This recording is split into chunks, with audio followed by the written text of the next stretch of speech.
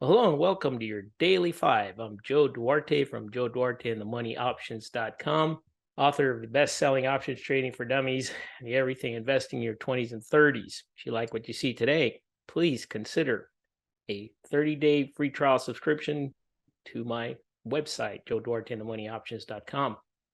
Let's get started. My favorite indicator says we're in a new stock market uptrend. We're going to talk about this in great detail today.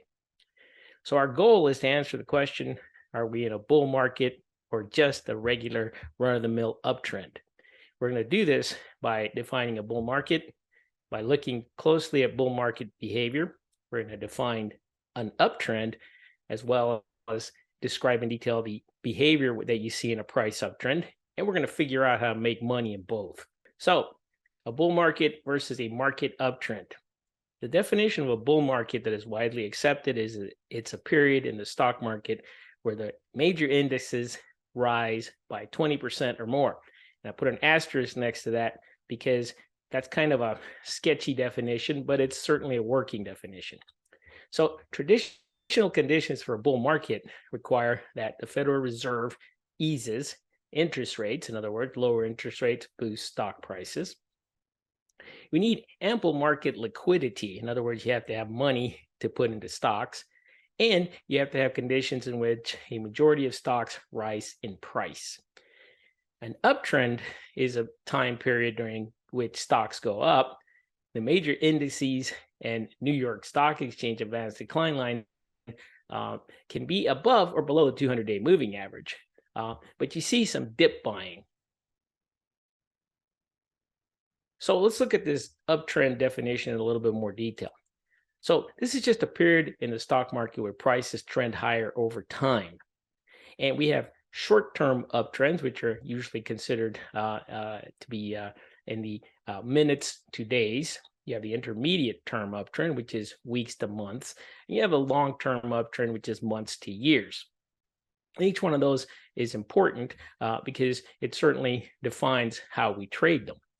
Nevertheless, the characteristics of an uptrend are that stocks go up and your major indices and the New York Stock Exchange get above that 200-day moving average. And then, of course, the key is lots of dip buying.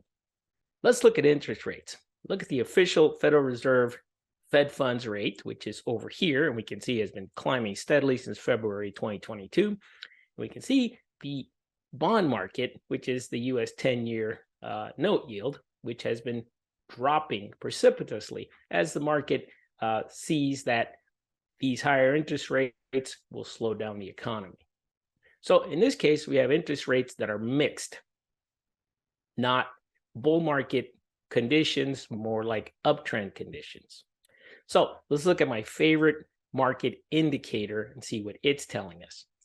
This, of course, is the New York Stock Exchange advanced decline line with the 20-day moving average, 50-day moving average, Bollinger Bands, and 200-day moving average. First thing we see is that the New York Stock Exchange advanced decline line bottomed out in October and is clearly in an uptrend. It's above the 200-day moving average. We also see that the market sentiment is very bullish. The CBOE volatility index has dropped. That means there's very few bears now in the market. And we see that there's liquidity as measured by the Euro-dollar index, which is actually flat. And in this case, that's actually more bullish than here when stock prices were falling and VIX was rising. The only thing that's going on here of some concern at the moment is that the RSI for the New York Stock Exchange advanced decline line is above 70. That means that it's overbought and we're due for some sort of pause. But remember, markets can stay overbought for a long time. So what we have here is essentially, so far, an uptrend, not necessarily a new bull market. Now, let's look at the S&P 500 over the same period of time, and we see it also bottomed in October. We see it's trading above its 200-day moving average, but the S&P 500 is only up 15% since the bottom. So again, we're not in a new bull market by definition, but we are definitely in what looks to be a great uptrend. Here's something important too.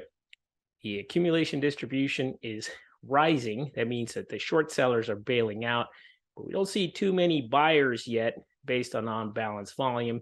And that means that uptrend versus bull market, uptrend is gaining as far as where we are right now. So as usual, it all comes down to if this happens to this or being prepared. So we're analyzing the current market setup. We see that interest rates are essentially neutral. We see that liquidity is neutral. We see that sentiment is very bullish. And we see that the stock market is measured by the S&P 500 and the New York Stock Exchange Advanced Decline Line are above the 200-day moving average. So that tells us we're definitely in an uptrend. And at that point, we look for strong momentum stocks or ETFs. And you can also review value and beaten up stocks to see what happens and how you can make money from that. So in a case like this, it makes pretty good sense to just trade the market. If you want to do that, you can do that by the ProShares Ultra S&P 500 ETF, SSO, which closely mirrors the action in the S&P 500. You watch the S&P 500 and you like what you see there, you can get into this. Of course, you can always use that stepwise entry, buy a little here, buy a little above the 50-day moving average, and put in the rest of your position above the 200-day moving average.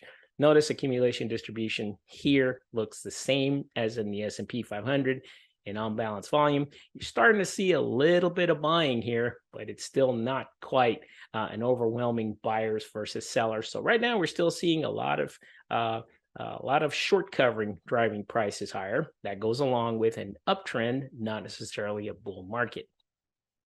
Now, if you want to see what happens with a stock that's sort of a value stock or a lagging stock, let's use Cisco Systems for an example. Let's examine this one closely. Again, Cisco is above its 200-day moving average. It's above its 50-day moving average and its 20-day moving average. We see accumulation distribution is fairly good, and we see that the on balance volume is flattening out but not rising. This is a stock that you might want to keep an eye on as a value stock and as a stock that you can use to enter the market when it perks up. And always remember, you want to use those targets. You want to use that support, that resistance, those moving averages, and these volume by price bars. Look at this one right here. It's perfect, right around 48. If Cisco can get above this big volume by price bar, as it did down here, over these volume by price bars, looks like it can move all the way up to the next volume by price bar. So to recap, are we in a bull market or an uptrend? Let's look at things in piecemeal fashion. Interest rates are neutral. Market breadth is very bullish. Index action is pretty good. And we've decided that we're going to trade our momentum based on the market. And we're looking at value stocks. We picked our trading vehicles. And so the bottom line is that a 20% move is a bull market.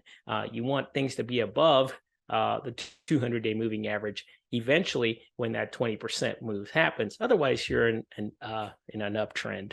So bottom line is you trade that trend.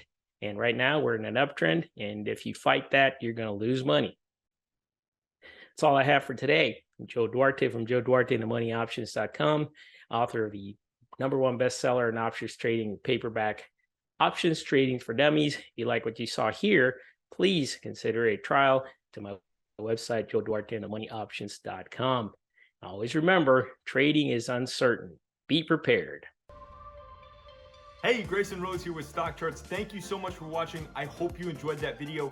If you did, consider giving it a like down below, maybe leave us a comment, and if you're new to the channel, you can subscribe at the link up above. We're gonna bring you daily content from an incredible collection of technical analysts and financial experts.